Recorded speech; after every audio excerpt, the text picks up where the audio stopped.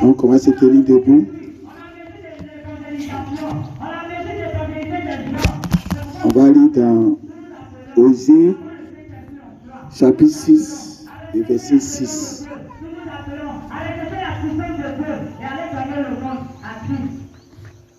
Osée, le chapitre 4 d'abord. 4, le verset 6. Mon peuple est détruit parce qu'il lui manque la connaissance. Puisque tu as rejeté la connaissance, je te rejetterai et tu seras dépouillé de mon sacerdoce. Puisque tu as oublié la loi de ton Dieu, j'oublierai aussi tes enfants. Amen. J'oublierai aussi tes enfants. Maintenant, dans Osée 6, car j'aime la piété et non les holocaustes, et la connaissance de Dieu plus que les holocaustes.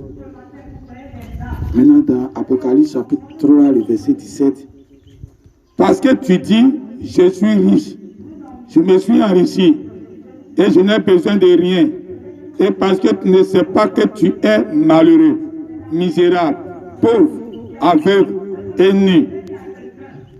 Maintenant, un dernier verset, Matthieu chapitre 19, le verset 11 à 12.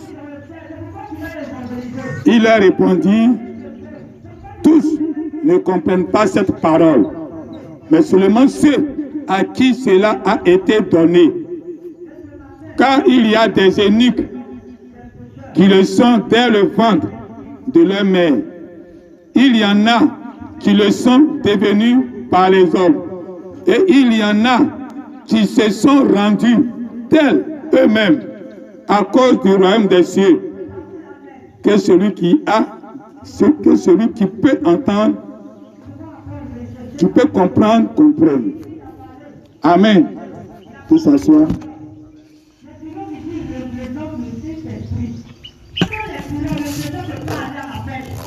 Le Seigneur Jésus dit, il y a des eunuques.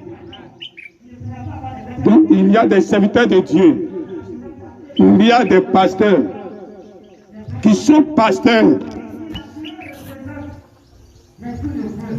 depuis le ventre de leur maman. Et il y a d'autres qui sont pasteurs.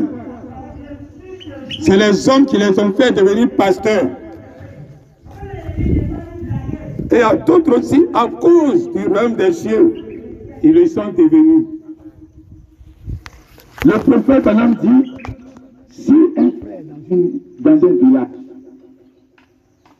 il croit le message, il croit la parole des chrétiens, il va dans le village, il n'y a pas d'église, il n'y a pas pasteur, il n'y a rien. Il peut faire une église rapidement. Il évangélise et puis commence son ministère. Parce qu'il n'y en a pas. Amen. Donc il y a beaucoup comme ça qui sont devenus pasteurs parce que la situation, les ouvriers manquent. Ils regardent dans une ville, le message n'est pas là-bas. Alors il dit, puisque c'est mon village, puisque c'est ma ville, alors je vais envoyer le message dans mon village. Et puis il le fait. Ce sont des pasteurs que Dieu bénit. Ce sont des eunuques. Ils sont devenus à cause du royaume des cieux, tellement c'est important. Il se dit que dans telle localité, il faut que ça existe. Ça n'existe pas, ça lui fait mal, il veut créer ça. Donc quand il crée, Dieu est avec lui. C'est un pasteur. Amen. Il y a des serviteurs de Dieu aussi que c'est des gens qui les ont fait devenir. Et il y en a plein comme ça. Ceux qui vont dans les écoles pastorales, quand il finit, un homme te donne un diplôme. Il dit que je t'admets maintenant à faire une œuvre. Tu es admis à mon diplôme de faire une œuvre sur tout l'étendue du territoire. C'est un homme qui t'a fait devenir un pasteur. Et la plupart de tous les pasteurs aujourd'hui sont commandés par des hommes, sont administrés par les hommes. Ce sont les hommes qui les ont fait devenir des pasteurs. Mais ce sont les pasteurs. Tu les avais, tu les appelles aussi des eunuques. Amen. Même si c'est un homme qui l'a fait devenir pasteur, Dieu les fait pasteur. Amen. Et Dieu Dieu l'honore. Dieu te met avec lui. Dieu fait beaucoup de choses avec lui. Amen. Alors on doit tout considérer. On doit tout respecter. On doit tout prendre au sérieux. Amen. Qu'un homme t'envoie sur le champ missionnaire, il dit c'est moi et t'envoie. Au temps de David, il y avait un monsieur qui était celui qui conseillait David. Tous les conseils qu'il donne à David, dans tout réussissait, tout marchait. Amen. Mais il n'a pas né conseiller. Mais c'est David qui l'a rendu conseiller. Tellement il était un bon conseiller, il n'y a pas une de ses paroles que David ne prenait pas. Donc même s'il touche, David prend. Quand le fils de David a rebellé contre lui, et que David a quitté le trône, il est parti, ce monsieur qui conseillait David est parti derrière son fils pour aller conseiller son fils. Alors David a appris que son ami, qui lui donne tous les conseils, qui prend tout, est parti chez son fils Absalom. Alors David dit, il choisit un de ses coéquipiers. Dit amen.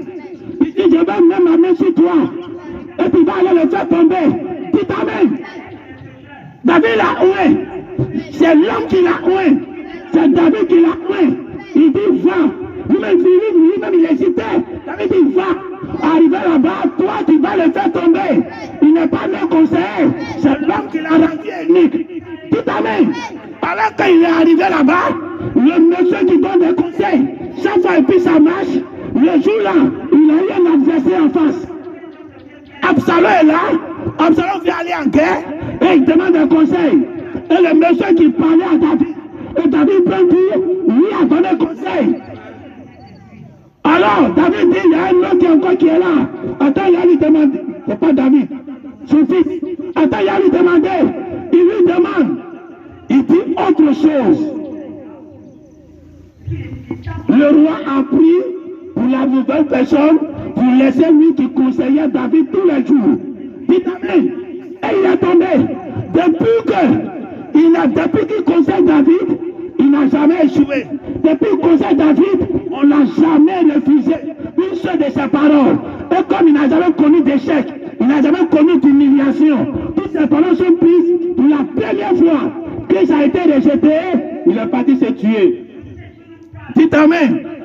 Donc c'est un homme qui a pris la décision d'aller le faire tomber. C'est un homme qui a oué un autre homme pour aller le faire tomber. Donc un homme peut rendre quelqu'un unique. Dites amen. Et puis tu vas partir, et puis l'onction sera avec toi. Voilà pourquoi, quand plusieurs vont dans le ministère, arrivé un moment que ça ne va pas, il faut marcher arrière le pasteur. Il faut que le pasteur va les ordonner. Dites amen. Parce que le pasteur doit donner une caution. Le pasteur va t'imposer les mains. Il doit être d'accord où tu t'en vas. Maintenant, quand tu t'en vas, tu sais qu'il y a quelqu'un qui t'a loué. Amen. C'est un homme dont le pasteur peut regarder dans l'église. Et puis il peut choisir quelqu'un que lui il aime bien, qu'il considère bien, qu'il voit certaines qualités de pasteur en lui. Et puis il dit, il y a telle fille, qu'il n'y a pas l'œuvre là-bas. Je veux que tu ailles là-bas. Oh, Dieu n'a pas appelé la personne. La personne n'est pas née pour être pasteur. Mais le pasteur a vu qu'il y a une fille, il n'y a pas l'œuvre. Donc il regarde dans son assemblée, il voit selon lui quelqu'un qui est apte à faire l'œuvre. Et puis il dit, toi, va faire. Et puis ça va faire, ça marche. Dieu est avec lui. Dites amen. Donc les gens qui donnent les diplômes, ils sont étonnés que c'est l'homme qui les a administré un diplôme, mais quand ils vont tuer les honneurs, Dieu leur ouvre les portes, Dieu leur donne des terrains, ils voient qu'il y a quelque chose qui marche pour que l'œuvre s'installe. Et Dieu met les envoie du pouvoir pour qu'ils s'installent. Parce que Dieu a dit que c'est les hommes, d'autres font des hommes des eunuques. Amen. Maintenant, il y a ceux qui le deviennent, comme on a dit, par la pression de la vie, par la pression du royaume des cieux, ils le deviennent par eux-mêmes. Alors quand on regarde les deux catégories, c'est beaucoup trop. Amen. Ceux qui deviennent uniques par les pasteurs qui les émettent, les écoles pastorales qui émettent des pasteurs partout. Quand on voit les pasteurs aujourd'hui, 99% sont émis par des hommes. Maintenant, dans les 1%, peut-être qu'on retrouve maintenant ceux que c'est par leur propre volonté qu'ils sont devenus pasteurs. Parce qu'ils ont senti le besoin de leur village, de leur ville, ainsi de suite, d'aller faire l'œuvre. Amen. D'autres même disent que comme j'ai échoué à l'école, il faut que je sois pasteur. Amen. Et ils deviennent pasteurs. Et puis quand ils prient, Dieu les exauce. Dieu ouvre beaucoup de portes pour leur ministère. Et ça marche. Oh, pourtant la base était fausse. La base est que, puisqu'il a échoué à l'école, qu'est-ce qu'il peut faire? S'il fait l'œuvre de suite, il peut gagner sa vie. Et puis il commence, et puis il voit qu'il y a un esprit qui l'aide à réussir la chose. Il y a un esprit même qui combat pour lui, pour installer son œuvre. Amen. Alors il est devenu par lui-même, par la pression de la vie, par la pression du royaume des cieux, les gens deviennent des pasteurs. Et ils sont beaucoup. Mais Dieu doit travailler. Dieu doit faire son programme. Mais quand Dieu va faire son programme, est-ce qu'il peut faire avec quelqu'un que quelqu'un l'a émis pasteur? Amen. Parce qu'il y a deux dispensations. Il y a la dispensation de l'innocence. Quand Adam et Ève étaient encore nus, ils étaient innocents. Quand ils n'avaient pas encore mangé le fruit de l'arbre du bien et du mal, ils étaient innocents. Ils ne connaissaient rien. Donc tout ce qu'ils faisaient, Dieu pardonnait. Amen. Ils ont mangé le fruit, Dieu a pardonné. Ils sont partis au ciel. Dieu est venu même plus d'habits pour eux. Dieu a donné des sentences. Mais le grand pardon, il les a pardonnés. Amen. Même quand Dieu te pardonne, mais il y a des sentences qui viennent quand même. Amen. Tu es un fils de Dieu, Dieu te punit plus que le païen. Parce que tu vas aller au ciel, il t'a déjà pardonné, mais tu vas traverser des souffrances. Une petite erreur, Dieu va te faire payer ça. Parce qu'il t'a déjà pardonné la grande partie, qui est ton âme qui doit aller en enfer. Donc les enfants, Adam et Ève, ils étaient dans le jardin d'Éden, dans une dispensation où ils étaient dans l'innocence. Ils ont mangé le fruit. Dieu a vu que ça ne fait rien. Ils ont fait tout ce qu'ils pouvaient. Dieu a vu que ça ne fait rien. Maintenant, Dieu a dit, vous allez passer maintenant de cette dispensation à une autre dispensation. Parce que le fruit que vous avez mangé, c'est lui qui vous fait introduire dans une autre dispensation. Tant que tu ne manges pas, tu es toujours dans la première dispensation et tu ne connais rien. Amen. Mais tu as mangé maintenant, tu vois que je dois t'envoyer dans une autre dispensation. C'est la dispensation de la connaissance, dispensation de la conscience. Amen. Un enfant, quand il commence à devenir intelligent, il peut faire le choix. Ses péchés maintenant sont pris en compte par Dieu. Hein? Mais quand il est encore innocent, il ne sait pas ce qu'il fait. Tout ce qu'il fait, même s'il a tué l'homme, Dieu pardonne. Amen. Alors quand ils ont traversé cette dispensation de l'innocence, en mangeant l'arbre du bien et du mal, l'arbre de la connaissance, ils sont entrés dans une autre dispensation qui est qui est le temps de la conscience.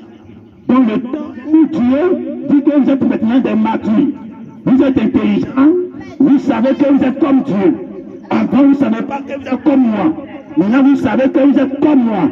Amen. Alors cette vie que vous êtes dedans, vous pouvez maintenant vous débrouiller vous-même. Dites amen. Alors quittez le jardin d'Éden, allez travailler la terre pour que vous puissiez vous nourrir vous-même, vous équipez vous-même. La terre ne va pas vous nourrir aussi facilement. Alors dans cette dispensation, beaucoup de choses ont commencé à changer.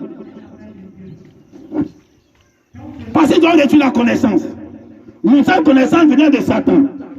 Alors quand Ève partait le serpent ancien, la connaissance, elle a pris ça. Mais la connaissance n'est pas entrée en elle.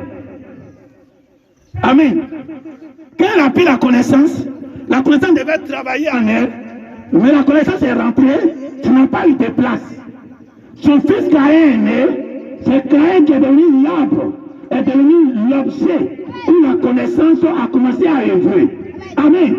Adam a mangé aussi le fruit avec sa femme. Mais quand ils sont entrés dans la dispensation de la connaissance, cette connaissance ne travaille pas avec eux.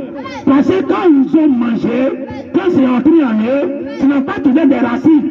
Ils n'ont pas trouvé quelque chose qui devait s'asseoir dessus et puis travailler avec. Donc ils n'ont pas eu la connaissance en réalité. Si t'amènes. C'est Caïn qui a eu la connaissance. C'est Caïn qui est né, qui a fait les enfants, qui a commencé à avoir la connaissance. Ces enfants ont commencé à créer des choses. En ce temps de la fin, la même image est en train de revenir.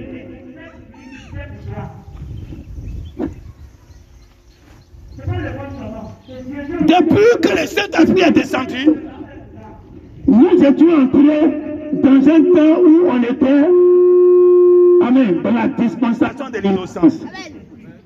Amen. Dieu avait prévu quelque chose qui devait venir après. Mais ça n'est pas encore venu.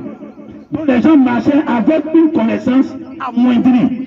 Donc ils étaient comme des bébés. Donc le Saint-Esprit venait de naître le jour de la Pentecôte. Donc même si Dieu avait donné toute la parole, comme au temps d'Adam, Dieu avait donné toute la parole, mais Adam devait être cultivé pour utiliser toute la portion de la parole. Donc il n'a pas encore fini pour aller enceinte sa femme avec sa parole. Donc cette croissance devait arriver à un niveau. Alors quand tu prends la Pentecôte, où le Saint-Esprit est né, ça doit commencer à croître pour utiliser toute la portion de la parole qui est descendue le jour de la Pentecôte. Donc nous sommes des grands, comme des bébés, et puis on ne voyait pas clair. Donc quand l'Antichrist est venu, l'Antichrist a commencé à changer la parole, l'Église catholique a commencé à changer la parole, on était aussi dedans. Tu vas t'étonner que l'Église de Dieu était l'Église catholique. Dites Amen. À part l'Église catholique, il n'y avait pas un autre chrétien à part. Donc tous les chrétiens mangeaient les dogmes, mangeaient tout ce que l'Église catholique faisait, parce que quand ils étaient encore des enfants, ils étaient encore dans l'âge de l'innocence. Dieu pardonnait tout. Quand Luther même, qui est récemment tout à l'heure, il baptisait au nom du Père, du Fils et du Saint-Esprit, le prophète Branham dit, Dieu regardait et Dieu voyait que même un prophète qui est venu pour la réformation est venu faire la même chose que l'Église catholique. Et le Saint-Esprit dit, il faut rester tranquille, l'ouverture de la parole, le livre de la rédemption n'est pas encore descendu. Donc il faut accepter leur erreur. Dites Amen, leur Dieu n'est pas encore ouvert. C'est pour ça que la Bible dit, vous êtes aveugles. Ça c'est à l'âge, au 7e âge, que Dieu dit, vous êtes aveugles, pauvres, misérables, et puis nous, mais tu ne sais pas. Dites Amen. Tu ne sais pas, tu es encore un bébé. Tu ne sais pas, le mois est en train de descendre un livre qui va te lire, le l'arbre de vie. Du bien, cette fois-ci, c'est un autre arbre. Ce n'est pas l'arbre de Satan, du bien du mal, mais c'est un arbre, c'est l'arbre de vie que Dieu avait empêché. Qu'ils mangent, qu'il est en train de descendre maintenant. S'ils vont manger ça, ils vont vivre éternellement. Donc Dieu dit, Jésus avait mon colis, c'est mon colis qui vient, qui est l'arbre de vie. Si vous avez mangé ça, vos yeux vont s'ouvrir. Tout à l'heure, la connaissance va entrer dans l'église. Vous allez commencer à passer d'une dispensation de l'innocence à la dispensation de la conscience. Amen. Le pape Branham dit que les saints âges de l'église, le prophète qui venait, il ne savait pas ce qu'il manifestait. Il était comme des bébés. Il ne savait pas ce qu'il manifestait. Colomban vient, il ne sait pas ce qu'il manifeste. Tous les 7 âges de l'église, le prophète ne savait pas ce qu'ils sont en train de faire en réalité. Mais ils ont déposé un acte, mais ils ne savent pas ce qu'ils sont en train de faire. Amen. Mais il y a un pasteur qui prêche. J'ai écouté sur Internet. Il rapporte ça à nous, notre niveau ici. C'est que nous sommes en train de manifester aujourd'hui, on ne sait pas. C'est les gens qui vont venir après nous, qui vont nous dire ce qu'on manifestait. Est-ce que vous comprenez? Parce que le prophète de ces âges de l'église, ils manifestaient des choses. Ils étaient le 2e, le 3e, le 4e, le 5e, le 6e, mais ils ne savaient rien. Ils manifestaient quelque chose que c'est Branham maintenant qui va venir les positionner pour eux. Mais ils ne savaient pas ce qu'ils faisaient. parce que moi maintenant j'ai dit, ils étaient dans la dispensation de l'innocence, où ils n'avaient pas toute l'ouverture de la parole, ils étaient encore des bébés, donc l'ouverture de la connaissance n'était pas encore venue. En ce moment-là, c'est différent de maintenant. Tu ne peux pas te comparer à eux. Dis amen. À toi, ton temps, tu es dans l'âge de la conscience, où tu as la connaissance. Maintenant, si tu as manifesté quelque chose aujourd'hui que tu ne sais pas, c'est un prophète qui doit venir faire ça. Amen. Parce que Dieu avait prévu Branham venir vous dire toute la parole. Donc tout ce qui a été semé depuis avant lui, même après lui, Branham allait tout dire. Maintenant lui vient, et puis il t'essaie tout. Mais toi tu viens après Branham, après que l'âme de vie soit descendue, toi tu viens après, et tu dis que tu as manifesté quelque chose que tu ne sais pas, que c'est dans le temps à venir, que les gens vont savoir ce que tu as fait. Amen. Voilà pourquoi nous avons besoin de la connaissance. Ah, la Bible dit, mon peuple périt par faute de connaissance. Mais les gens ont rejeté la connaissance. Amen. Tu dois savoir ce que tu manifestes à partir de maintenant. Branham lui-même, il savait ce qu'il manifestait. Ça introduisait l'âge de la conscience. Ça introduisait l'âge de l'adulte. De la connaissance. Amen. De l'adulte. Donc quand tu entres dedans, tu sais ce que tu fais. Un enfant ne sait pas ce qu'il fait, mais un adulte, lui, il sait ce qu'il fait. Amen. Quand Coleman est venu, Coleman savait ce qu'il faisait. Il s'est identifié à la voix de l'archange. C'est pas quelqu'un qui va venir dire que Coleman était la voix de l'archange et que Coleman lui-même ne savait pas ce qu'il était. Est-ce que vous comprenez? Quand Dieu a pris les arts de l'église, et il a pris dans l'Ancien Testament, il a pris Abraham. Abraham savait ce qu'il était. Quand il a pris Isaac, Isaac savait ce qu'il était. Il sait que Dieu veut susciter un peuple à partir de lui. C'était la promesse. Isaac n'était pas dans le flou, et puis les enfants sont venus au hasard. Et puis c'est quelqu'un qui va venir identifier Isaac, c'est que Isaac est. Amen. Isaac, il savait ce qu'il était. Voilà pourquoi il a prié sur Jacob, pour que Jacob reçoive la bénédiction que Dieu a promis à ses pères. Amen. Donc au fur et à mesure, tu prends Jacob. Jacob savait tellement ce qu'il était. Et quand il est parti en Égypte, ses petits-fils, il devait les bénir encore. Pour compléter, pour remplacer Joseph par ses deux petits-fils. Amen.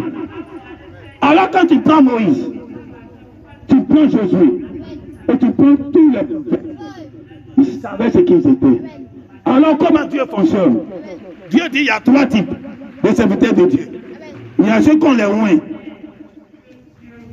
Il y a ceux qu'on les oint.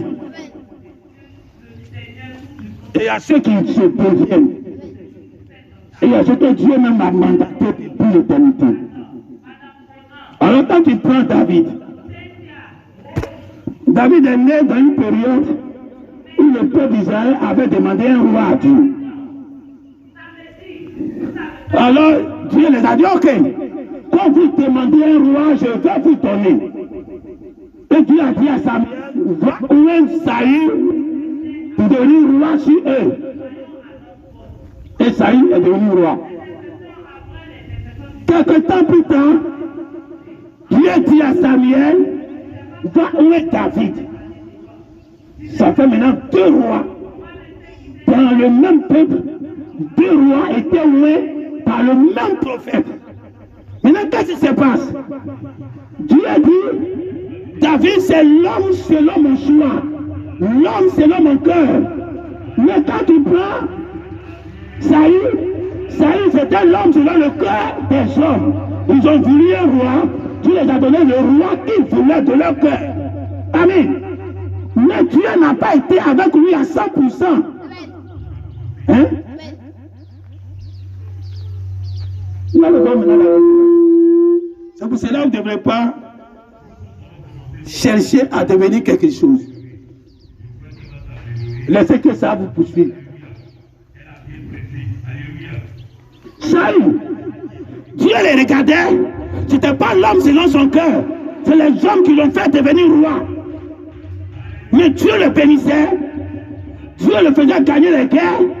Mais quand Dieu les regardait, c'était pas l'homme selon son cœur. Alors Dieu attendait un petit carrefour.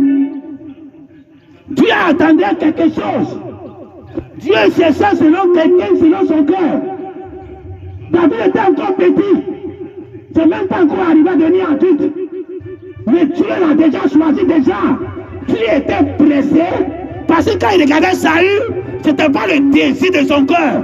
C'était le désir des hommes. Vous voyez comment l'homme mandate les gens.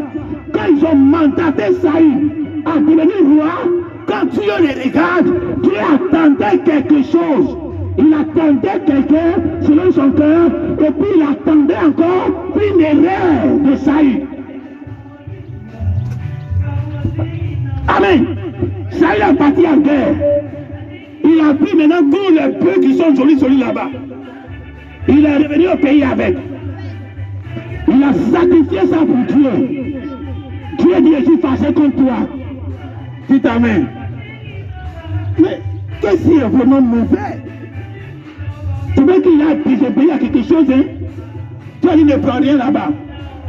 Et il a pris. Maintenant, il prend. Et il vient, il sacrifie ça à Dieu. Il dit tellement que c'est bon, c'est mon Dieu qui mérite ça. Et c'est là que j'ai devenu parlable. C'est donc Dieu attendait une petite erreur. Il ne faut pas comparer les serviteurs de Dieu. Amen. Quand c'est pas l'homme, quand c'est pas Dieu qui t'a mandaté, quand c'est l'homme qui t'a mandaté, quand c'est l'homme qui dit va, quand c'est l'homme qui t'a oué, quand c'est l'homme qui te donne quelque chose pour aller, quand Dieu te regarde, il ne peut rien faire avec toi. Mais tu peux travailler, il te bénit, mais tu ne peux pas être dans son programme. Amen. Une petite erreur, c'est erreur seulement. Que c'est une petite erreur, Dieu va profiter par ça pour enlever la petite grâce qu'il t'avait donnée. Il va enlever ça. Mais quand David était arrivé, David a pris la femme de quelqu'un. Ça c'est adultère. Il a tué encore la personne pour mettre dessus. Dites amen. Si on veut peser, qui a désobéi? Il y a peu de désobéissance. Tu ne commettras point d'adultère. Ça c'est Dieu qui a parlé. Il a commis. Tu ne tueras point. Il a tué. Et rien n'est revenu à Dieu. Amen. Dieu vient. Dieu dit l'enfant qui va naître là, l'enfant qui est né, qui va naître là. Il a tué ça. Dites amen. Mais ma grâce est toujours sur toi. Tu vas continuer. Tu vas continuer la bataille. Dites amen.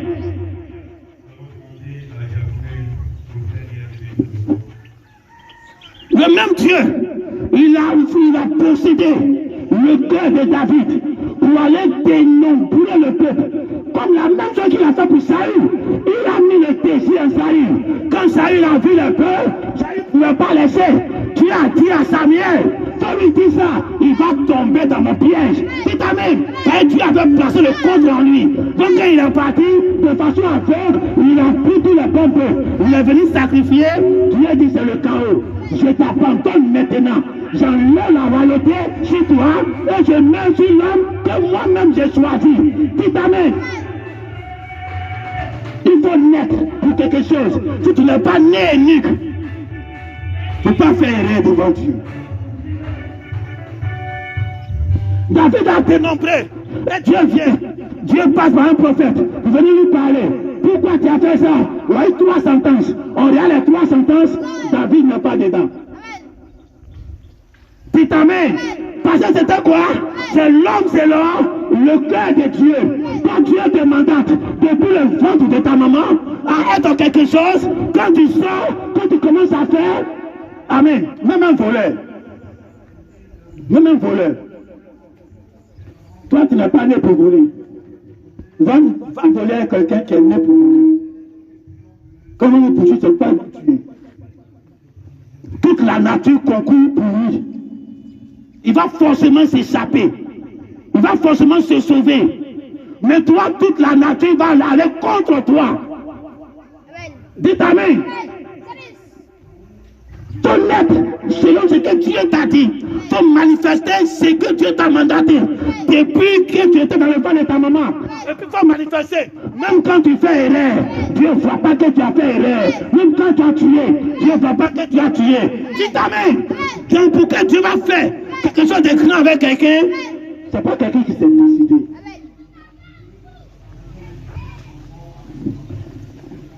Quand tu prends tous les prophètes, c'est des gens que Dieu même a choisis depuis le ventre de leur maman, qu'on dit viens, tu vas concourir à la rédemption. Tu fais partie de la rédemption. Il y a eu beaucoup de prophètes, des élèves de prophètes, plein. Mais Dieu n'a jamais rien fait avec eux. Parce que c'est les hommes qui ont fait devenir des prophètes. Élisée, tu ne vas pas me dire que c'est l'homme qui l'a fait. Hein? Élie ne connaissait même pas Élisée. C'est Dieu qui a dit, va où est Élisée.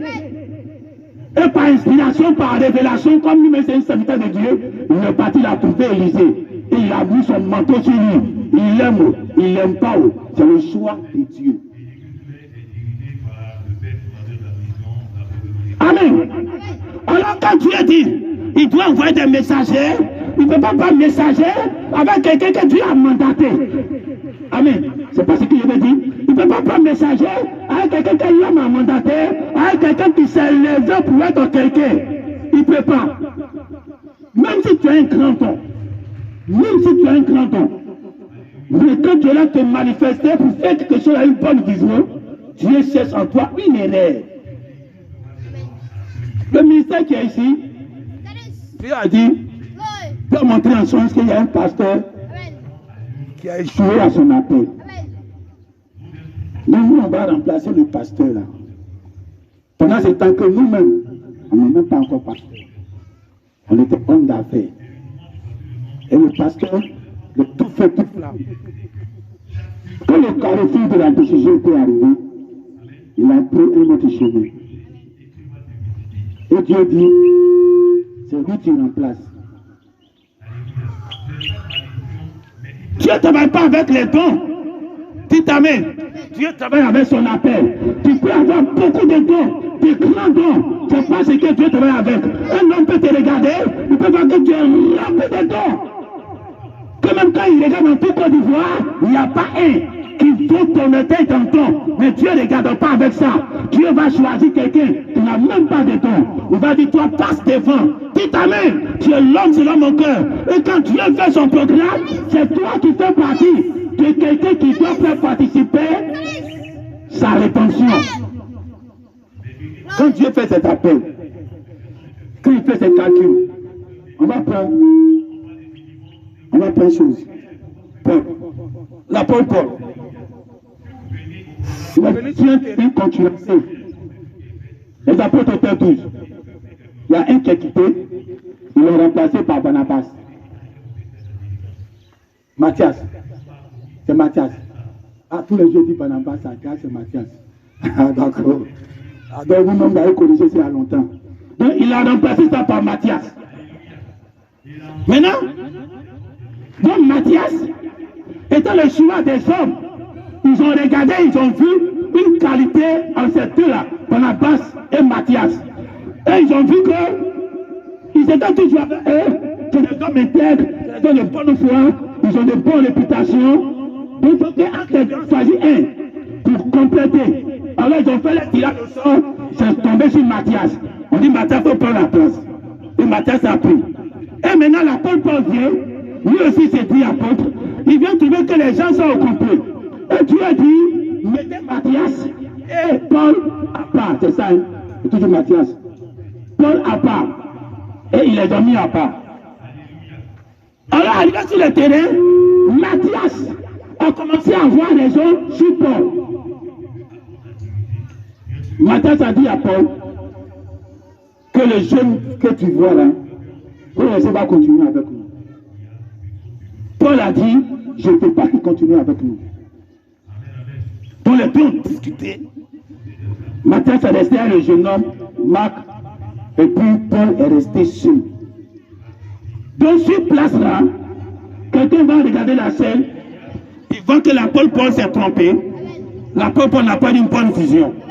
Mais c'était le choix de Dieu. Quand Dieu faisait le plan de la rédemption, ce que Pierre a choisi n'est pas dedans. Dites amen. Parce que Dieu savait que le trou qu'il avait creusé là, c'était Matthias, c'était Paul qui devait prendre la place. Mais Pierre a déjà pris. Oh, c'est ce trou-là qui doit être messager, le Saint de l'église, c'est lui qui doit commencer. Donc ce trou qui a été creusé, quand l'homme a choisi pour mettre l'homme à sa place, alors Dieu dit, j'aurai mon choix. Et Dieu a mis son choix maintenant à la place de Matthias.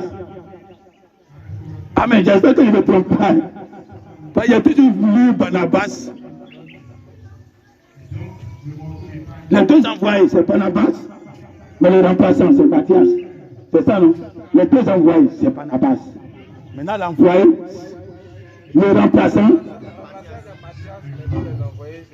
c'est Barnabas. Ah, ok. Donc, ce n'est pas le remplaçant qui est parti avec Paul. Ah, ok. Donc, quand on prend ce chemin, on peut dire que Barnabas même, qui a été un homme intègre, qu'on voulait même le prendre pour remplacer Judas qui est tombé, il a eu même de l'intelligence sur Paul. Pour prendre Marc, dit qu'on va marcher avec Marc. Mais Dieu en haut, Dieu dit même si tu as eu raison, même si l'apôtre Paul s'est trompé ici, mais c'est l'homme selon mon choix. Je vais marcher avec lui et je vais faire ma rédemption avec lui. Dites amen. Ne marchez jamais sur votre propre volonté.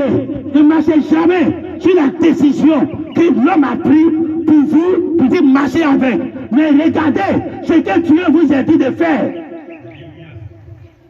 Dans l'église, Dieu peut te dire, tu es né pour être peut-être un chanteur. Et l'homme peut te dire, tu es pasteur. Alors tu es pasteur, passé, donc tu es pasteur ou bien pasteur aussi, ou bien prédicateur ou bien révérend. Oh, c'est l'homme qui t'a dit, soit pasteur, soit révérend, soit diacre, soit ceci. Mais toi-même, tu es né pour être chanteur. Le don que Dieu t'a donné de naissance, c'est pour que tu sois chanteur.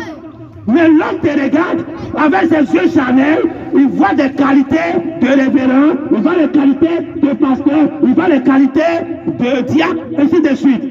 Mais toi-même, qu'est-ce que Dieu t'a dit? Qu'est-ce que Dieu t'a appelé à faire? Dis amen.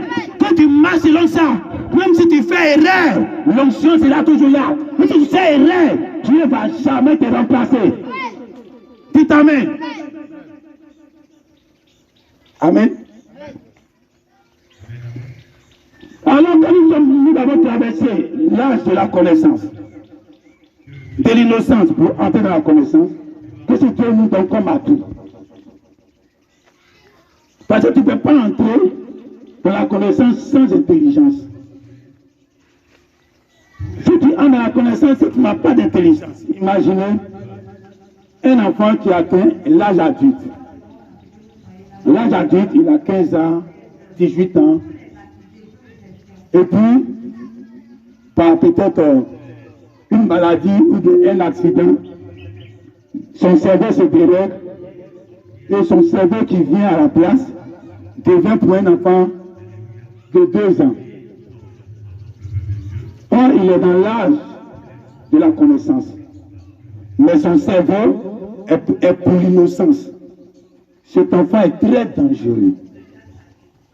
Oui.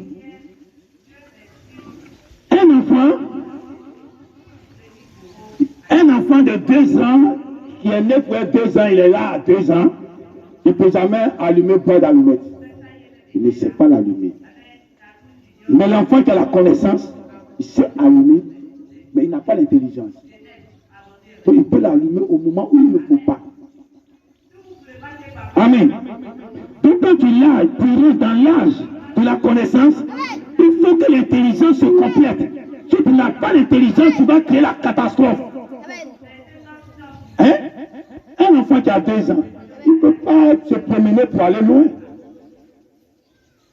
Mais un enfant qui a 15 ans, qui a le cerveau d'un enfant de 2 ans, il peut se promener même, aller partout. Il se retrouve sur l'autoroute et il veut traverser. Or, son cerveau est pour 2 ans. mais il a la connaissance de 15 ans. Mais il a l'intelligence d'un enfant de 2 ans. Donc vous voyez dans quel danger il se situe. Voilà pourquoi l'âge, la connaissance évolue avec l'intelligence. Alors quand Dieu dit, en ce temps de la fin, il nous donne une certaine intelligence par rapport à la connaissance qui descend. De ceux qui auront de l'intelligence comprendront. Amen. Et Jésus dit, les paroles que je suis en train de parler, ça serait seulement à ceux que Dieu a destiné de comprendre. Donc, quand Dieu descend la connaissance, ce n'est pas pour tout le monde. Quand l'âme du bien et du mal est descendu, ce n'était pas pour Adam, ce n'était pas pour Ève, ce n'était pas pour Seth, ce n'était pas pour Noé. C'est pour cela, quand Nimrod est venu, à l'intelligence qu'il avait sur la connaissance, il savait que nous sommes dans le temps où on va faire un tour pour aller trouver Dieu au ciel. Dites Amen. Il avait l'intelligence. Ce n'était pas seulement la connaissance. Il avait aussi l'intelligence. Il savait comment disposer son royaume, comment disposer les pierres avec l'intelligence. Et Dieu a vu l'intelligence. Alors il devait descendre pour confondre leur langage. Dites Amen. Mais la connaissance et l'intelligence n'étaient pas entrées dans les enfants d'Adam. Alors quand Dieu regardait, quand Satan parlait, quand Satan donnait la connaissance, les enfants de Dieu, ils n'avaient pas pouvoir dedans. Ils ne pouvaient pas prendre. C'est la même chose qui vient en ce temps de la fin. Quand Dieu descend ton arbre, quand Dieu descend le livre de la rédemption, c'est pour tout le monde. Tout le monde est rentré dedans. Les enfants de Satan, les enfants de Dieu, tout le monde est rentré dedans. Mais quand tu regardes, la connaissance ne peut pas entrer en eux. Dites Amen. L'intelligence ne peut pas entrer en eux. Ils sont dans le message. Ils sont dans l'arbre du bien dans l'arbre de vie. Ils sont dedans. En train de manger le message, manger la parole.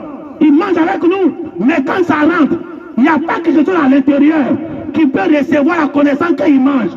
Dites Amen. Ils seront obligés de jouer les bancs. Amen. Jouer les bancs, nous tous on joue. Souvent, quand une plaie devient trop, on essaie de teindre ça au mieux de nos forces. C'est ce qu'on appelle le traitement curatif. Si c'était dans les autres temps, où il n'y avait pas le mouvement des bancs, et que je suis pas là, alors si les gens banc de Branham, il a dit écoutez, derrière moi. Mais quand c'est devenu un phénomène, c'est devenu un mouvement, c'est pas qu'on appelle ça un mouvement charismatique. Alors, tellement qu'on veut éteindre ça, même jouer ban à l'église à cause d'eux, on a arrêté ça. Pour faire jouer à la maison et prêcher à l'église. Dites Amen. Parce que quand tu veux sortir du milieu d'eux, il faut vraiment créer la soif. Mais quand tu regardes, s'il n'y a pas la soif, les gens qui disent qu'ils ne sont pas mais ils jouent le ban aussi, ils suivent le programme. Et tu crées quelle soif. Tu dis non, moi je sais qu'ils sont dans l'erreur. C'est pas comme ça qu'ils devraient prendre la chose. Mais ils suivent le programme. Parce qu'on doit être un. Mais tu ne crées pas la soif. Pour qu'ils vont savoir qu'ils sont dans l'erreur. Et pour qu'ils vont sortir de là, il faut créer la soif. Amen. Alors quand Jésus était venu sur la terre, la force de Jésus, Jésus avait la connaissance de savoir qui il était. Jésus savait qu'il est fils de Dieu, il vient de Dieu, il est venu pour accomplir une mission. C'est pourquoi quand Satan est venu le tenter, pour dire, voici tout ce que je te propose, adore-moi et je te donne. Jésus a regardé la richesse. Mais comme il savait ce qu'il était, il ne pouvait pas tomber devant la richesse. Satan a dit, voici une prière, manifeste la puissance. Parce que tout ce que les gens font aujourd'hui, ça a été tenté par Jésus aussi. C'est vrai qu'il n'a pas dit que la puissance après, mais c'était symbolisé là, dans le combat. Voici les tombés, crier. C'est la puissance là. Chante cette pierre en pain, et puis mange. Les gens aiment la puissance. Puis ils viennent à l'église des guérisons, des miracles. C'est ça qu'ils recherchent. Jésus a regardé, Jésus savait qui il était. Comme il savait qui il était, il ne pouvait pas succomber devant la puissance. Alors la richesse et la puissance n'ont pas pu. Satan a dit à Jésus, tu es le Fils de Dieu, tu sais qui tu es. Alors la Bible dit, pour tomber du ciel, les anges ne vont pas vouloir que tes pieds se cassent, donc tes os ne se briseront pas. Donc même si tu tombes de la montagne, les anges vont venir te porter, et la parole dit, tes os ne vont pas se briser.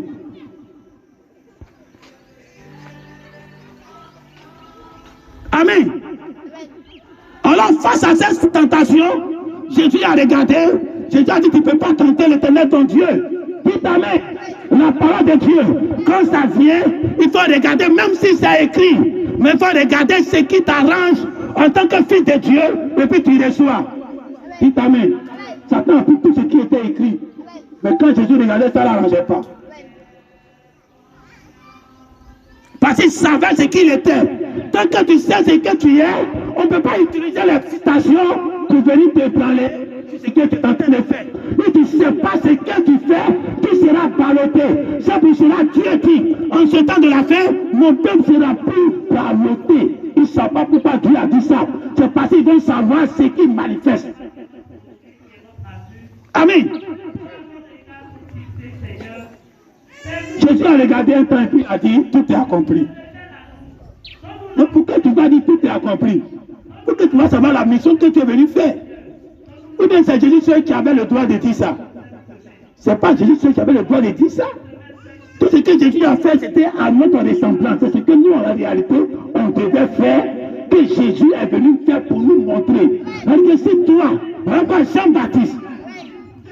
Jean-Baptiste savait qui il était. Tous les anciens prophètes de l'Ancien Testament savaient qui ils étaient. Jean-Baptiste a regardé Jésus. Un homme, ils lui ont dit, tu es le Messie. Il ne s'est pas effrayé. Il a dit, je ne suis pas le Messie. Le Messie est au milieu de nous. Mais moi, je suis la voix. Il s'est identifié. Il savait qui il était. Il dit, je suis la voix de celui qui crie dans le désert. Donc quand Jésus est arrivé, et que Jésus a commencé à prendre les fidèles, tous ces fidèles, ils commençaient à être isolés. Les quelques-uns qui restaient disaient, mais tu vois, il est là prospérer pour te laisser. Tu fais quelque chose. Ce qu'il est là fait la fois, Jean-Baptiste, tu peux faire ça. Jean-Baptiste a dit, il faut qu'il monte et que je diminue. En un mot, il veut dire, lui, son contrat est terminé. Mais si tu ne sais pas ce que tu manifestes, comment tu vas savoir que ton contrat est terminé? Tu t'amènes. Oh, en ce temps de la fin, chaque fois que tu envoies quelqu'un, la personne doit savoir quand il a commencé et à quel moment il est là terminé. Il doit savoir ce qu'il manifeste. Si Dieu veut faire quelque chose de grand avec toi, tu dois être quelqu'un qui est né comme ça. Alors commencez à fouiller de vos yeux, en vous-même d'abord. Qu'est-ce que vous avez fabriqué être? Vous avez désiré être. Souvent aussi on convoite. Souvent aussi on convoite.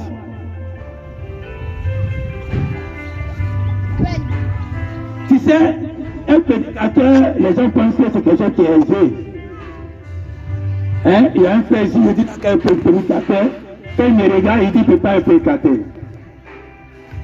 Mais s'il y avait voiture, il y avait la maison, il allait courir d'un prédicateur.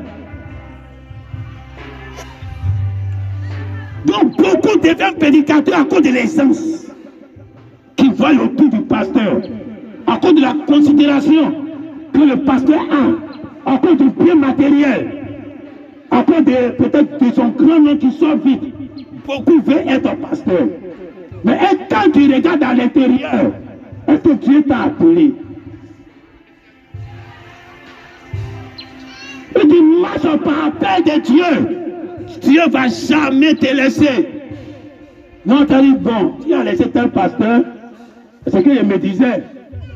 Mais le pasteur, Dieu a dit que je prends sa place. Parce qu'il a commis telle erreur. Donc ça veut dire que si moi aussi je fais une erreur, Dieu aussi va me laisser. Amen. Mais la connaissance va en croissance. Donc il faut aimer la connaissance. Dieu va t'ajouter, ajouter. Arrivé un moment, toi-même tu seras toute la connaissance de Dieu. Va remplir la terre. Pas penser que c'est tous les mondes sur la terre ici. Une seule personne va avoir toute la connaissance de Dieu. Et c'est ça que Dieu dit, ça remplit la terre. Que tous les gens du message de toute la connaissance. La Bible dit quoi? Ils ont refusé la connaissance. Comme vous avez refusé vos sacrifices, vos réunions, vos holocaustes, tout ce que vous faites, je ne prends plus égard à ça. Moi, Dieu, j'aime les sacrifices. Non. Vous pouvez parler ça vous-même.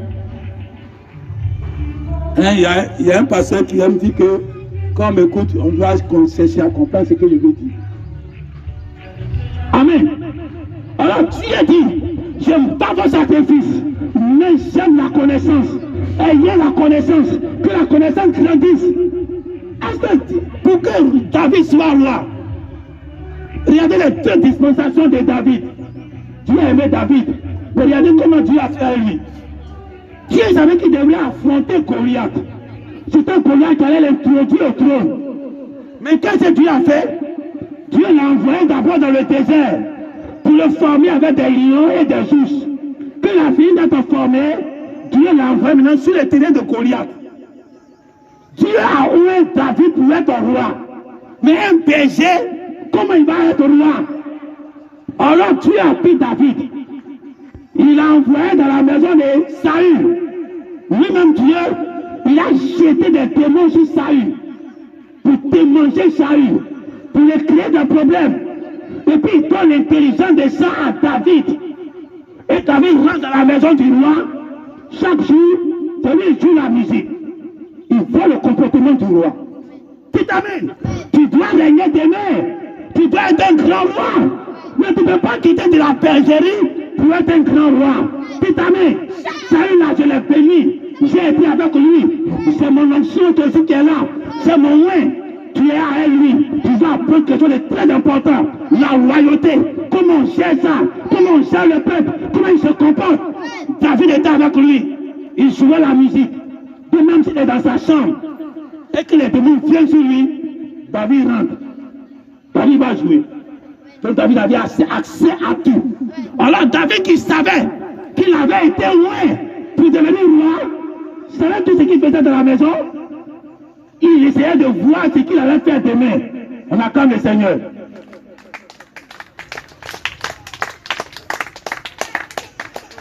Dieu veut que tu aies la connaissance. Et tu n'as pas la connaissance, comment tu vas gérer son peuple? Voilà pourquoi ça, Salomon a dit, ton peuple est trop grand. Sans la sagesse, je ne peux pas gérer ce peuple-là. Il me faut la sagesse, il me faut la connaissance et l'intelligence. Les deux ensemble là, ça crée la sagesse. Amen. Alors Dieu a regardé, il a demandé bien. Par le peuple qui est là, il faut la sagesse. Et c'est la sagesse qui construit le temps du peuple. Le temps de Dieu. Alors en ce temps de la fin, Dieu dit, pour que tu aies la sagesse, l'intelligence va augmenter. La connaissance va augmenter. Tu auras les deux. Par l'intelligence, la connaissance descend. Mais ceux qui auront de l'intelligence comprendront. C'est-à-dire que la connaissance sera là, les banques seront là, le message sera là, le livre de la rédemption, les 7 sauts, tout a été brisé. Les gens vont lire, mais ils n'ont pas l'intelligence. L'intelligence est personnelle. La connaissance, vraiment m'a descendu, mais l'intelligence est personnelle. Toi, tu viens avec ton intelligence 2, il lit le message. L'autre vient avec son intelligence 10, il lit le message. Vous n'allez pas avoir la même compréhension. Dites amen. Alors c'est là que ça se répète. Nimrod, en ce temps de la fin, il va bâtir le trône, il va bâtir un temple, il va aller trouver Dieu au ciel. Et la connaissance doit introduire un monument qui trouve Dieu au ciel. Amen. Si Satan, par la connaissance qu'il a descendu, par ses enfants Caïn, il a pu y avoir une tour qui défiait Dieu. Sa connaissance, connaître de la connaissance de Dieu. Donc Dieu va te créer, faire un tour. Aujourd'hui dans sa connaissance. Et tu vas faire grandir cette tour-là. Et Dieu sera au ciel. Et vous allez trouver Dieu au ciel. Étant vivant, Dites Amen. C'est vraiment pourquoi c'est dans ce temps de la connaissance que les gens vont entrer au ciel sans passer par la mort. C'est quand tu vas faire de former cette pyramide, ce monument qui va jusqu'au ciel. Là, c'est terminé debout.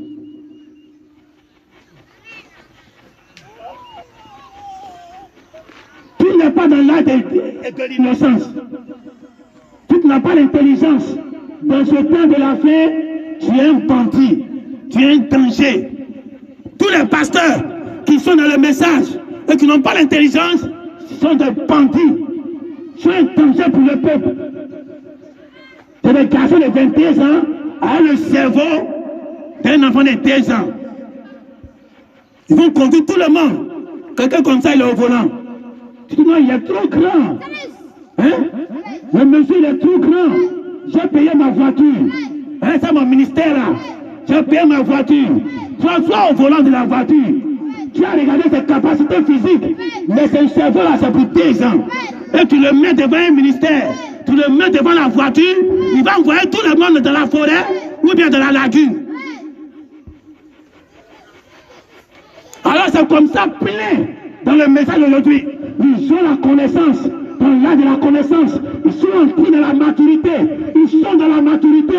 Mais qu'ils sont au volant. Mais quand ils sont au volant, ils ont le cerveau. Et un enfant de 2 ans, ils n'ont pas l'intelligence. C'est pour cela qu'ils peuvent dire qu'ils vont manifester des choses aujourd'hui, que demain c'est quelqu'un qui va dire ça. Et les gens vont croire. Et ils s'identifient au prophète qui était là dans le CA de l'église, qui était avant Branham. Mais toi, tu ne vas pas croire ça.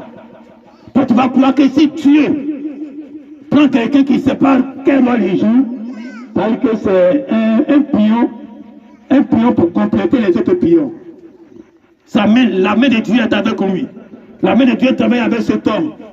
Mais Dieu ne peut pas faire grand chose avec lui. Dans le plan de la rédemption, il ne peut pas être dedans. Je t'appelle à la résurrection. C'est quelqu'un qui ne sait pas ce qu'il fait qui va faire ça. Il faut que Dieu lui-même, il va te dire de façon claire ce que ton ministère est. Ce n'est pas quelqu'un dans 10 ans, 20 ans qui va venir identifier un ministère.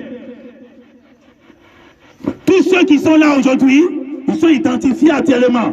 Voilà pourquoi quand nous disons, voici l'identité des vierges folles, voici leur comportement, les gens ne croient pas. Ce n'est pas demain. C'est aujourd'hui même toutes les identités sortent. Si tu es là pour jouer un rôle, Dieu dit au Christ, le Christ s'est identifié. Il savait qui il était. La voix de l'archange, il savait qui il était. Alors s'il doit avoir le son de la trompette, il ne va pas savoir qui il est. Il finit de faire, puis c'est 10 ans après. Quelqu'un dit, vous voyez tel monsieur qui a crié dans les années 2023, tu as vu qui était le son de la trompette? Ça, c'est le cerveau de 2 ans qui fait croire ça. Avec un corps de mature. Mais vous, aujourd'hui, vous devez savoir que pour que Dieu travaille avec vous, travaillez avec ce que vous êtes né avec. L'homme peut vous mandater. Regardez les 2 serviteurs que David a envoyés. Lui qui est parti conseiller Absalom, il n'a pas fait d'erreur. Donc lui, il était sur une notion qu'il était né avec.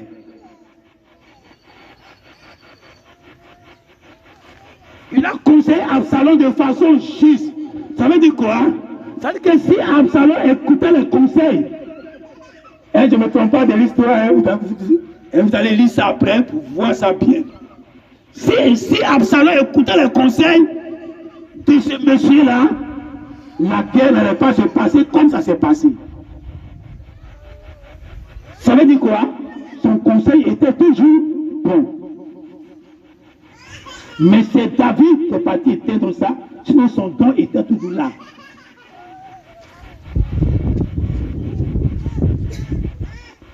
Maintenant, qu'est-ce que toi tu vas faire? Même si tu es né avec un don, il ne faut pas être en confrontation avec un autre don. Sinon, s'il est supérieur à toi, il peut éteindre ça. Je vous prends l'exemple de Coleman. Ça va aider Parce que quand les choses vont reprendre, on va voir comment les choses vont se passer. Coleman, Joseph Coleman, à son temps, il avait 2 puissants prédicateurs. Que quand même ils sont à la chair, Coleman est à l'aise. Il peut te le dire là, il ne vient pas à l'église. Il concilie les deux là, ils vont faire le travail. Arrivé un temps, les deux ont commencé à être rebelles. Ils ont commencé à se rebeller. Ils pensaient qu'ils étaient quelqu'un. Et tellement ils étaient rebelles, Coleman était obligé de les chasser de l'église. Et ils se croyaient aptes d'aller faire leur œuvre. Quand ils sont partis, ils sont tombés. Tombés même, carrément. Tout ce qui se manifestait avec étant avec Coleman, tout s'est éteint.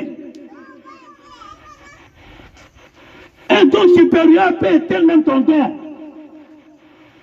Hein? Vous ne voyez pas le petit chien qui dit non, ils ont fermé l'étoile de quelqu'un. Hein? Les petits chiens font ça, non? On dit les nez pour briller, mais les sorciers du village, on met peut-être, on dit quoi, mais ils ont fermé ça un mortier. Hein? Donc le petit chien va laver son étoile et puis ça brille après. Alors si ces petits chiens-là font ça, les fils de Dieu aussi font. Ils sont partis. Peut-être qu'ils avaient ces dons-là réellement. Mais dès que Coleman a enlevé sa main sur eux, tout s'est éteint. Et personne ne pouvait les sauver. Mais quand Dieu fait, c'est dangereux. Vous vous souvenez, il y a un de mes neveux ici. Je l'avais envoyé pour suivre ma plantation. Et il s'est rebellé contre moi. Il a commencé à chercher femmes, tout ça là. Oh, il venait à l'église avec nous. Il a essayé de régler ça, il ne voulait pas. Et pour ça, il a commencé à faire des palabres inutiles. Et une maladie l'a attaqué. Il est devenu maigre comme un balai. Ils m'ont pris pour aller au village. Ce n'est pas mon neveu, c'est le neveu à ma femme. Arrivé au village, j'ai consulté tous les marabouts. Les marabouts disent ça, mais maladie, ça, on ne peut pas. Alors ils sont partis voir un homme de Dieu. On dit ça, c'est Dieu ce qui peut. Qu'un marabout ne peut pas. Petit chat ne peut pas. Donc qu'est-ce qu'ils vont faire?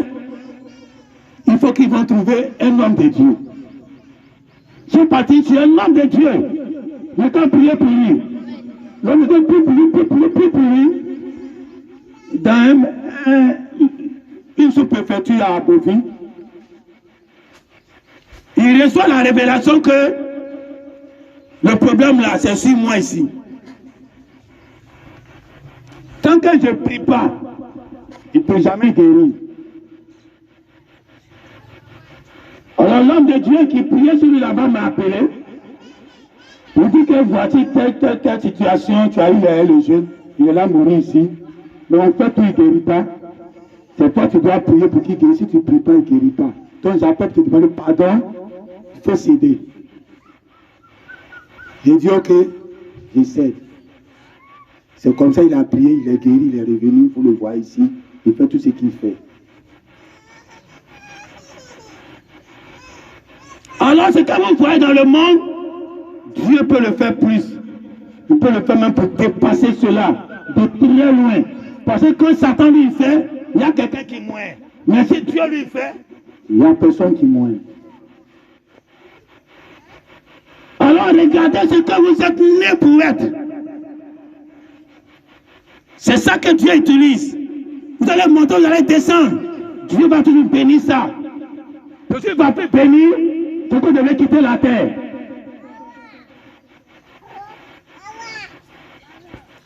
Ne cherchez pas à ressembler à un serviteur de Dieu, ou bien à un chantre, ou bien à un diacre, ou bien à quelqu'un dans la vie. Vous n'êtes pas né comme ça. Tout ce qui tout prospère dans son domaine. Dans l'âge de la connaissance, de la conscience, on s'inspire à jouer le roi de quelqu'un d'autre. C'est comme on vous a dit une fois. Un enfant cherche à tout faire. Lui seul.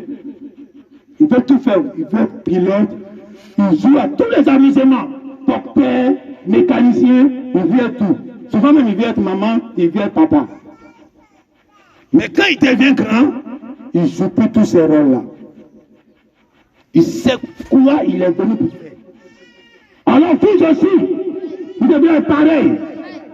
Dans l'ancien temps, avant Branham, les gens venaient manifester ce qu'ils voulaient. Et Dieu venait identifier ça pour eux. Mais vous aujourd'hui, vous ne devez pas faire la même chose. Vous identifiez réellement ce que vous êtes. Pour que vous soyez bénis, ne ressemblez pas à quelqu'un. On va fermer les yeux. La connaissance est importante. Il ne faut pas la rejeter. Si le diable a pris ça pour dominer le monde, Dieu a descendu la connaissance dans le temps de la fin. Il ne faut pas négliger ça. Écoute les bandes. Vis les brochures. Ça va t'ouvrir la connaissance. La connaissance va grandir. Amen.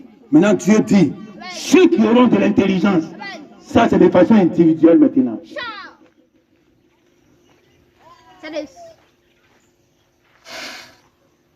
Dieu a besoin que tu sois intelligent. Amen. Tu sois mature. Avec le cerveau mature. Les deux ensemble. La capacité et l'intelligence. La connaissance que Dieu te donne, c'est la capacité que Dieu t'a donnée. Tu peux entrer partout avec cette connaissance-là et prendre des églises, et prendre tout ce que tu veux. Avoir raison partout. Par cette connaissance, tu auras toujours raison. Mais il faut l'intelligence. Si tu n'as pas l'intelligence, ta connaissance va te faire du mal. Tu vas te créer des ennemis avec ta connaissance. Tu vas détruire des foyers avec ta connaissance. Pourquoi on détruit des foyers? Que la connaissance dit, un noir ne doit pas marier un blanc. Ça c'est la connaissance. Mais il faut l'intelligence.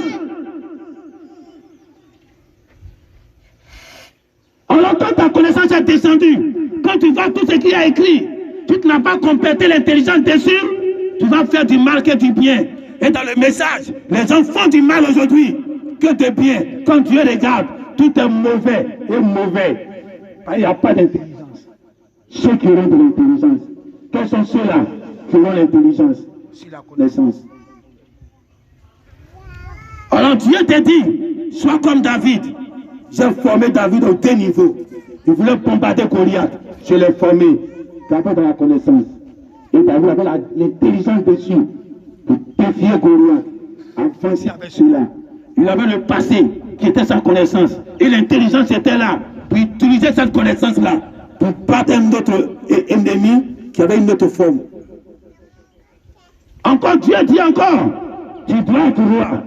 Il te fait une autre formation. Alors Dieu l'envoie dans la maison de Saül. Alors il apprend, il apprend, il apprend.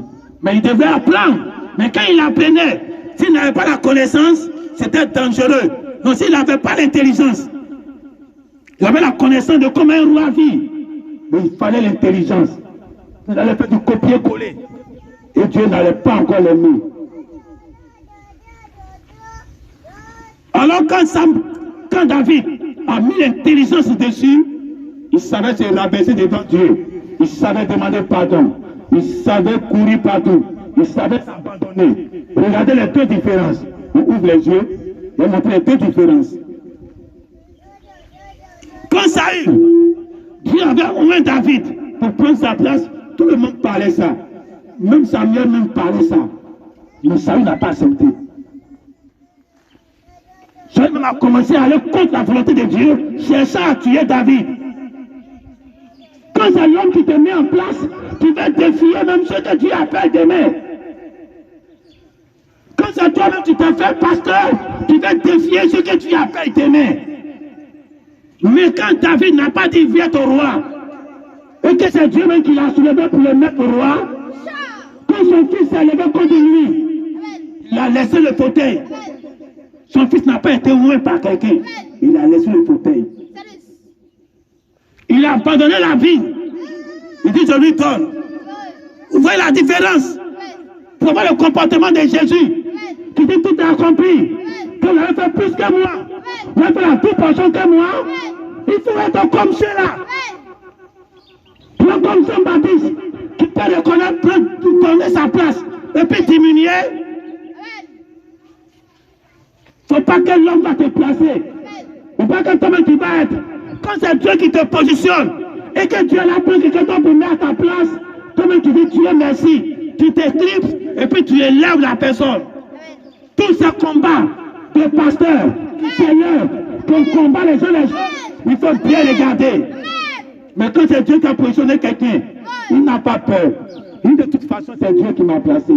Je ne peux pas tomber. C'est Dieu qui m'a mis là. Même si je tombe, c'est lui qui tombe. Le choix de Dieu. Si tu as échoué, c'est Dieu qui échoue. Parce que c'est son choix.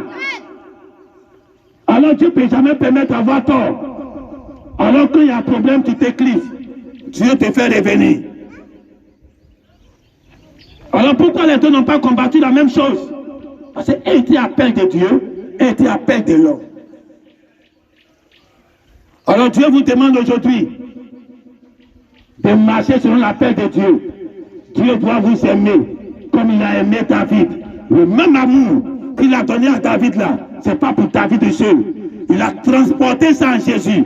Celui-ci est mon fils bien-aimé, en qui j'ai mis toute mon affection. Ça veut dire quoi? Ça veut dire que ce n'est pas déposé en Jésus seul. Dieu peut voir quelqu'un aujourd'hui, et puis il va dire celui-ci est l'homme, c'est l'homme au cœur. Parce que tu réponds à tous ses besoins.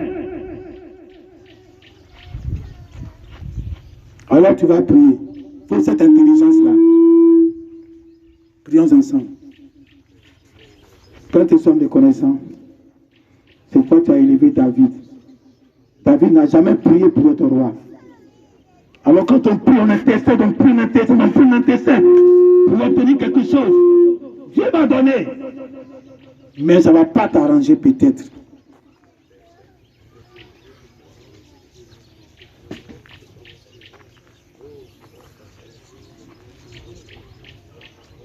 Amen.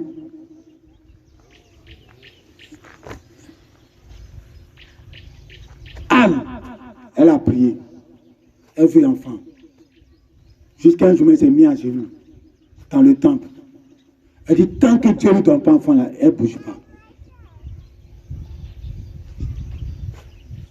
Le prophète est venu, il a dit, le sacrificateur est venu, il a dit, il ne faut pas dire. Va en paix. Dieu t'a exaucé. Elle a eu Samuel. Quand Samuel est sorti de son ventre, elle-même regarde Samuel, elle ne peut pas garder Samuel. Enfant qu'elle voulait là, elle ne pouvait plus prendre. Elle allait déposer ça à l'église. Vous dites, je donne ça à Dieu. Elle voulait enfant. Elle a tellement prié. Dieu lui a donné. Mais quand Dieu a mis dans sa main, elle regarde l'enfant là. Elle ne peut plus. Dieu lui dit, tu vas enfant là. Ce n'est pas pour toi. Va me le prêter. Il n'est pas même pour grandir dans ta maison ici. Elle allait donner. Elle est devenue réduite. Et maintenant, elle ne demande plus. Dieu lui donne des enfants. Dieu lui donne des enfants. Et ces enfants, Dieu ne réclame plus. Il ne faut pas être décidant sur Dieu. Donne-moi, donne-moi, donne-moi, donne-moi, donne-moi. Quand Dieu va te donner, est-ce que ça va t'arranger? Arrivé à un moment mature, un enfant ne pleure plus. Chaque fois que je vois quelqu'un prier, mon esprit dit qu'il est là pleurer. Est-ce que vous comprenez? Chaque fois que je vois quelqu'un qui est là prier, prier, prier, mon esprit me dit qu'il est là pleurer. La seule fois que Jésus est parti prier, c'était à Gethsémani, où sa sueur tombait des grumeaux de sang. Il était dans l'agonie, comme quelqu'un qui pleurait. Et ça, la prière, se lamenter. C'est un enfant qui fait ça. Mais comme je vous ai toujours dit, ce jour-là, même sa goutte est devenue de sang. Est-ce que Dieu l'a exaucé? Dieu n'a pas exaucé. Parce que pour finir, il disait quoi? De toute façon, que le dernier mot arrive à toi.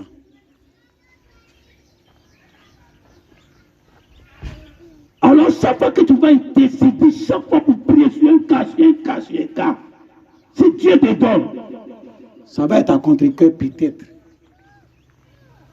Alors souvent, laisse couler. Sois un adulte. Laisse couler. Tu as un problème, fais comme si tu ne vois pas. Tu as souffrance, fais comme si tu ne vois pas. Tu as les soucis, fais comme si tu ne vois pas. Avant-hier, j'ai fait un songe sur ma femme. Le son était catastrophique. Mais je dis à mon esprit que Dieu va restaurer ça. Mais quand tu vois ce songe-là, tu dois prier, intercéder pour ça. Les gens s'est levé pour ne partir à Abidjan pour aller travailler. Tu peux avoir songe ça et puis tu ne vas pas intercéder. C'est comme si quelque chose doit arriver, puis Dieu te montre. Tu peux aller prier. Ça veut dire ne prie pas.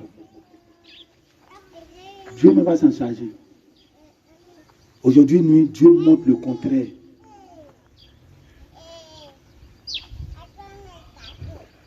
Alors toi-même, ta confiance en toi-même va changer les situations. La pensée que tu as va changer les situations. Quand tu vas te mettre en genoux pour prier, tu es là pleurer. Comme un enfant de 13 ans qui pleure. Chaque fois tu pleures. Chaque fois tu es là prier, matin, midi, soir, tu pleures. Si l'église doit prier le plus au monde aujourd'hui, c'est nous ici. Parce qu'on a tous les problèmes de la terre. Mais nous, on regarde et puis on fait comme si on ne voit pas. Mais ça va changer comme ça. Puis tu ne vas rien voir dedans.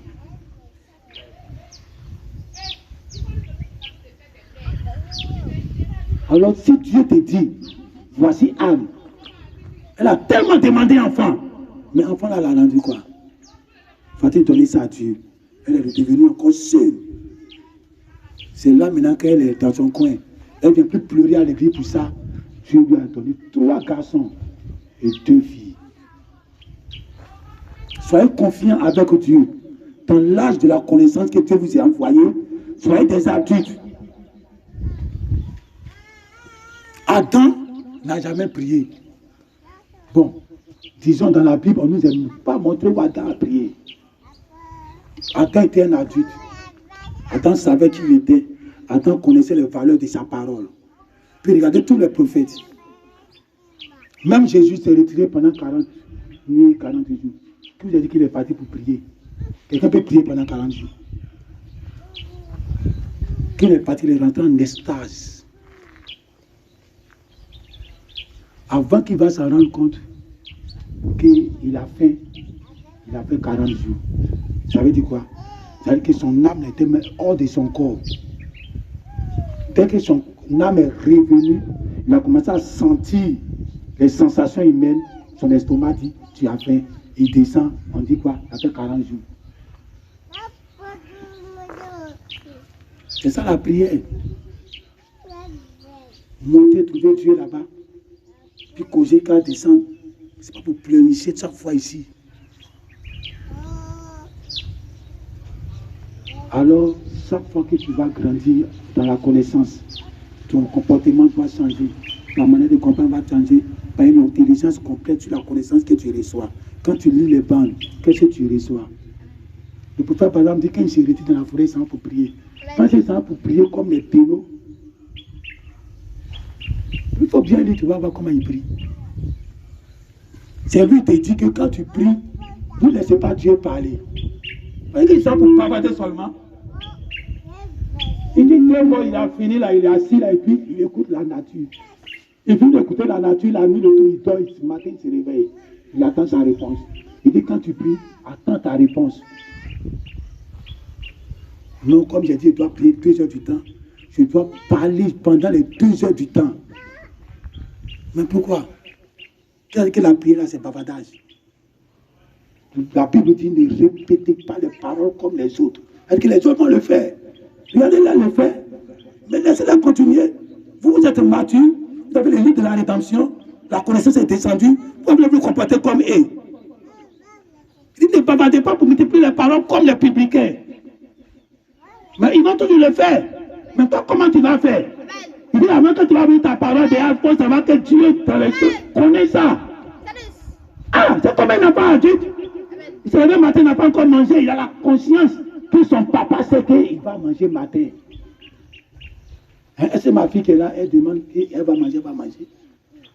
Elle sait que quand son papa se réveille, c'est son premier souci, c'est ça. Donc elle est tranquille. Mais c'est l'enfant qui ne sait pas que c'est le premier souci de son papa. Donc c'est l'enfant maintenant qui pleure, qui lutte pour ça. Alors avant que tu vas demander ça, d'abord que ton père même sait ça. Donc on va te le multiplier. Tu as trop parlé, tu parles à lui comme deux personnes qui parlent. Tu as fini maintenant, tu t'assois, tu attends sa réponse. Mais si ta réponse va venir dans 20 ans, la Bible dit, si la patience de Dieu tarde, il faut l'attendre. Si la promesse de Dieu, ça dit, même si tu as promis, il faut attendre. Pas ça pour lui demander seulement. Chaque fois tu reviens, tu demandes. Chaque fois tu reviens, tu demandes. Ce n'est pas une attente. C'est un embrouillement.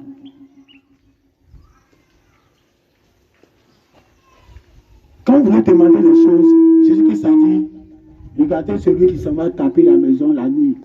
La maison de son ami, de son voisin. Il a reçu les visiteurs, il doit donner manger. Mais il n'a pas mangé chez lui. Il a tapé porte là pour avoir mangé là-bas.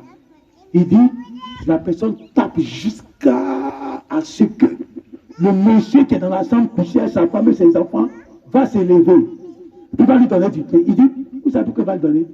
Jésus a expliqué. Pourquoi tu veux faire ça? Non, Jésus a dit prier sans cesse. Il a donné cet exemple-là. Jésus a donné, il a expliqué ça. Il dit la personne va venir donner pas parce que c'est son ami, pas parce que c'est son frère, mais c'est parce qu'il l'embrouille. Et il va donner quoi? Comme si c'était un contre-cœur.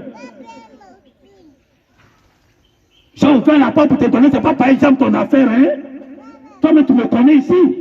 Mais tu m'embrouilles trop. Tiens, et puis ferme ta porte et puis il rentre. Il a eu ce qu'il veut, mais c'est à contre-cœur. Alors beaucoup demandent comme ça, et puis ils reçoivent. Pourquoi tu veux les ressembler? Pour que Dieu te donne à contre-cœur, comme il a donné le roi là aux gens, à son peuple à contre-cœur.